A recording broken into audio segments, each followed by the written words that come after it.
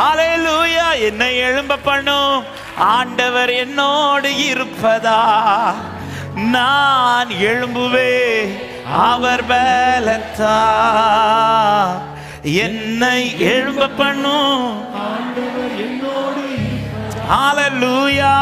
நான் ஏசாயா 46வது அதிகாரம் அதுடைய 11வது வசனத்திலே ஆண்டவர் இப்படி சொல்லுகிறார். ஏசாயா 46:11. உராய்ஞ்சுகிற ஒரு பட்சியை கிழக்கிலிருந்தும் என் ஆலோசனை நிறைவேற்று மனுஷனை தூர தேசத்திலிருந்து வரவழைக்கிறோமா இருக்கிறேன் சொல்லிவிட்டு அதை சொன்னேன், அதை நிறைவேற்றுவேன், அதை திட்டம் பண்ணினேன், அதை செய்து முடிப்பேன். ஆமென். என் ஆண்டவர் சொன்னால் நிறைவேற்றுவார். என் ஆண்டவர் திட்டம் பண்ணினால் செய்து முடிப்பார். எத்தனை பேர் தைரியமா இந்த காலை சொல்ல முடியும்? எனக்கு சொன்னது நிறைவேறும், எனக்கு திட்டம் பண்ணது நிறைவேற்றி முடிக்கப்படும். அவர் உன்னை செய்ய தொடங்கிட்டார்னா அவர் முடிக்காம கத்தர் விட மாட்டார். ஆமென். அதனாலதான் மெடிடேஷன்ல கேட்டது போல அவன் செத்து போனான் என்று அத்தனை பேர் சொல்ல பிறகும் அந்த தகப்பன் போய் அந்த பிள்ளையை போய் தட்டி பார்க்கல. ஐயோ எல்லாரும் செத்து போயிட்டாங்க சொல்றாங்களே, உண்மையில என் பிள்ளை செத்துட்டானான்னு கிட்ட போய் மூக்குகளை கை வச்சு பார்க்கல. தகப்பனுக்கு தெரியும் அவர் கை வச்சுட்டார்னா இது இப்படி சாக விட மாட்டார். நான் வந்தது அவர்கிட்ட என்ன ரிக்வஸ்டோட வந்தேன்னா, என் பிள்ளை சாக வைங்க, அப்படி இல்லை, என் பிள்ளைய பிளக்க வைங்க. அவன் பிழைக்க வைங்கன்னு சொன்ன வார்த்தையை ஏற்றுக்கொண்டு அவர் கை வைக்கிறார்னா என் பிள்ளை சாக மாட்டான், என் பிள்ளை நிமிர்ந்து நிற்பான். அதனால வெயிட் பண்றார். அத்தனை பேரும் பல வார்த்தைகளை சொல்லிக் கொண்டிருக்கும் போது தகப்பன் ஒரு வார்த்தை கூட, ஆண்டவரே பிள்ளை செத்துட்டான் ஆண்டவரே, கேட்கல. ஆமே.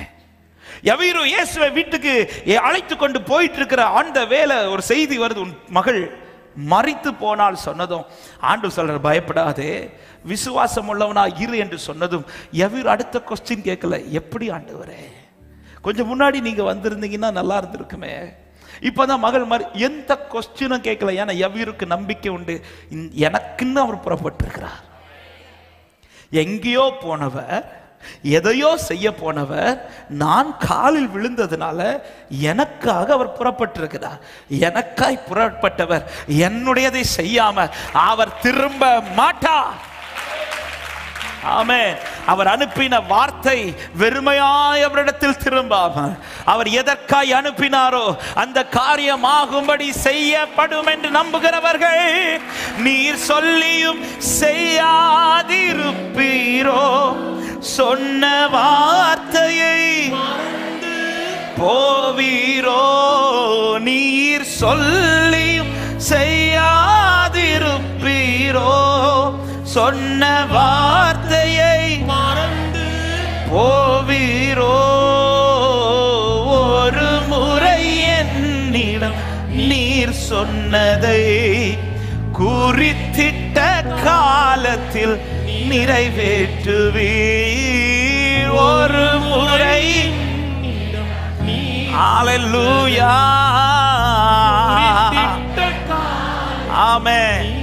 ஒன்னு செய்ய தொடங்கிட்டார் அவங்க லைஃப்ல, அது முடிக்காம ஆண்டவர் சும்மா இருக்க மாட்டார். எத்தனை பேர் நம்புறீங்க? இன்னைக்கு ஆண்டவர் சும்மா இல்ல, எனக்குன்னு ஏதோ செஞ்சுட்டு தான் இருக்கிறார் நம்புறவங்க நல்ல கைகளை தட்டி ஆமென் ஆமென் ஹல்லேலூயா ஆமென் செஞ்சு முடி. எல்லாத்தையும் பார்த்த பிறகுதான் அவருக்கு திருப்தி. அதாவது அவர் என்னெல்லாம் நினைச்சாரோ அதெல்லாம் பார்த்த பிறகுதான் அவருக்கு உட்கார்றதுக்கு மனசு வருது. அதுவரை செஞ்சுட்டே இருக்கிறார். ஆமென். என் லைஃபை குறித்து அவர் என்னெல்லாம் பார்க்கணும்னு விரும்பினாரோ அதை பார்க்கறது வரைக்கும் அவருக்கு இருதயம் இருக்காது. என் கர்த்தர் எனக்காய் செய்கிறார். அதனாலதான் தாவீது, கர்த்தர் எனக்காக யாவையும் செய்து முடிப்பார். அவர் முடிப்பார். அவர் செய்வதை யாருக்கும் தடுக்க முடியாது. அவர் செய்வதை யாருக்கும் மாற்ற முடியாது. அவர் செய்வதை யாருக்கும் திருத்தவும் முடியாது. என் ஆண்டவர் செய்ய வல்லவர். ஆமென். ஆமென். யாக்கோபுக்கு சொல்லிய வார்த்தைகள்ல முதல் வார்த்தை என்ன தெரியுமா?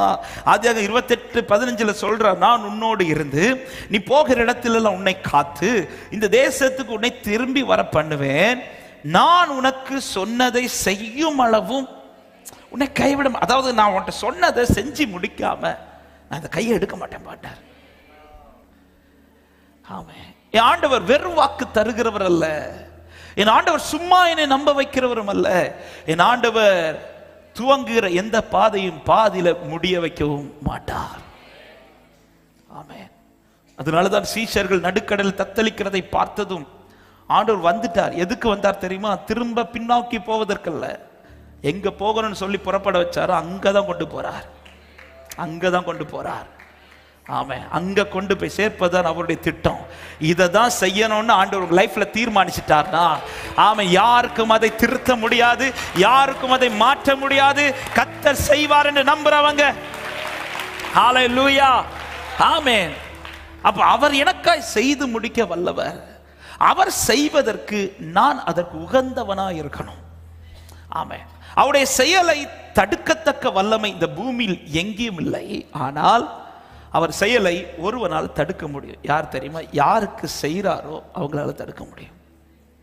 என்னுடைய செயல்கள் அவருடைய செயலை தடுக்காதபடி நான் ஜாக்கிரதையா இருக்கணும்.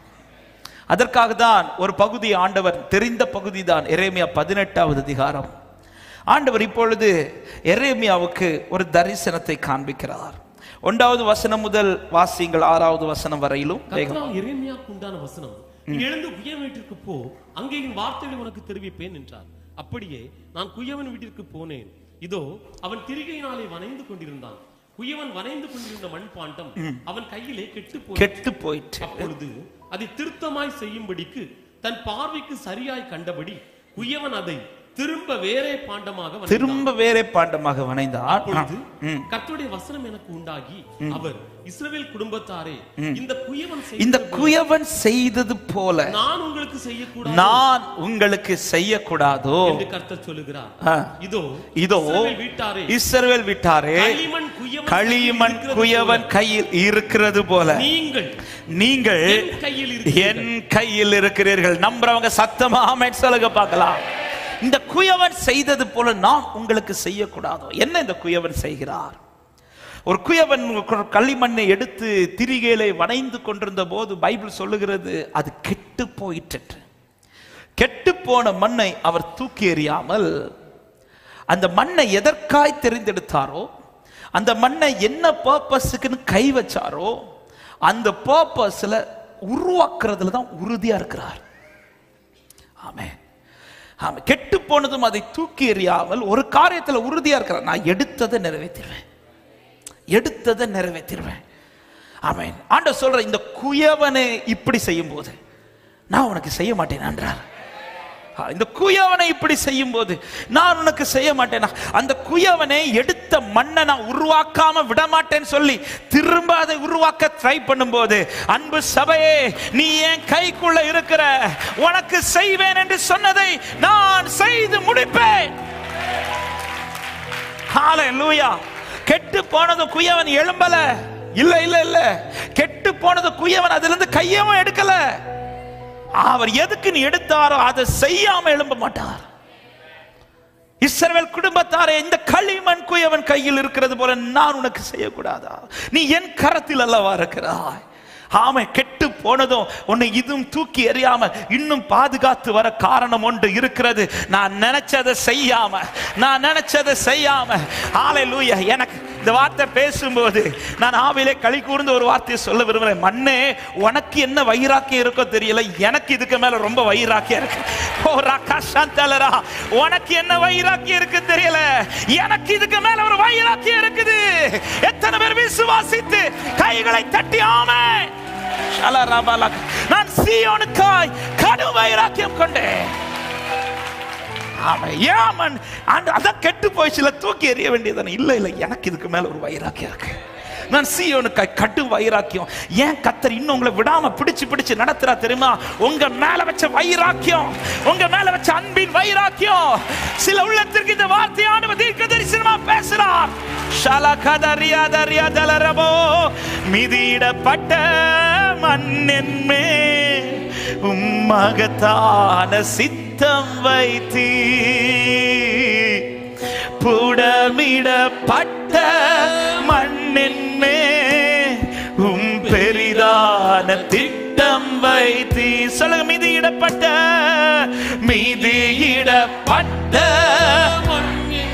ஓ ராகாஷாந்தல ரப்பலோ லேப்ராமசியாந்தலரே, புடமிடப்பட்ட மண்ணென்மே பெரிதான கரங்களை உயர்த்தி சொல்லுங்க, எனக்கு நம்பிக்கை உண்டு, உந்தன் கரத்தில் என்னை உருவாக்குவீர். எனக்கு நம்பிக்கை உண்டு, உந்தன் கரத்தில் என்னை உருவாக்குவீர். சீயோனின் மேல் இருக்கிற வைராக்கியம், அந்த வைராக்கியம் இதை செய்யும். கெட்டு போன பிறகும் திரும்ப இந்த மண்ணை, ஏன் இந்த குயவன் அந்த மண்ணை தான் கெட்டு போனது தூக்கி எறிந்து விட்டு அடுத்த மண்ணுக்கு மேல கை வைக்கல, அடுத்த ஒரு மண்ணை தூக்கி எடுக்கல, இல்ல இதே மண்ணை ஆண்டவர் சொல்ற, இந்த குயவன் செய்தது போல நான் உனக்கு செய்யக்கூடாதோ? அவன் இந்த குயவனுக்கு என்ன வைராக்கியம்னா, எடுத்த இந்த மண்ணை உருவாக்காம வைக்க மாட்டேன், எடுத்த இந்த மண்ணை உருவாக்காம வைக்க மாட்டேன். அவன் எடுத்த உங்களை உருவாக்காம கர்த்தர் விட மாட்டார். விசுவாசிக்கிற உள்ளமே ஷலரபல கதரிபல ஹந்தலர லேக்கரகஷியதரா.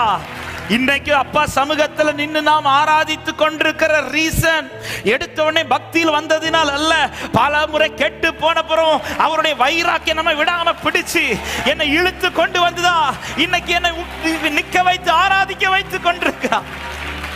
ஆமே ஆமே. இதை நீங்க எத்தனை பேர் டேஸ்ட் பண்றீங்க தெரியல, நான் டேஸ்ட் பண்றேன், என் லைஃப் வச்சு டேஸ்ட் பண்றேன். பல முறை கெட்டு போன பிறகும் அப்படிதான் இந்த வார்த்தையை கர்த்தர் பாட வச்சா. பல முறை கெட்டு போன பின்பு, குயவன் கையில் இந்த மண் ஒரு முறை தான் கெட்டு போச்சு, ஆனா அவர் கையில நான் பல முறை கெட்டு போனவன். அந்த கையை பல நேரத்தில் தட்டி விட்டவன். வேணாம் ஆண்டவரை என்னை விட்டுருங்கன்னு சொன்னவன், ஆனா விடல, திரும்ப திரும்ப கை வச்சார். திரும்ப நீ கெட்டு போனாலும் பரவாயில்ல, எனக்கு நீ வேணும்னு சொல்லி திரும்ப கை வச்சு தூக்கி எடுக்க ரீசன் உண்டு.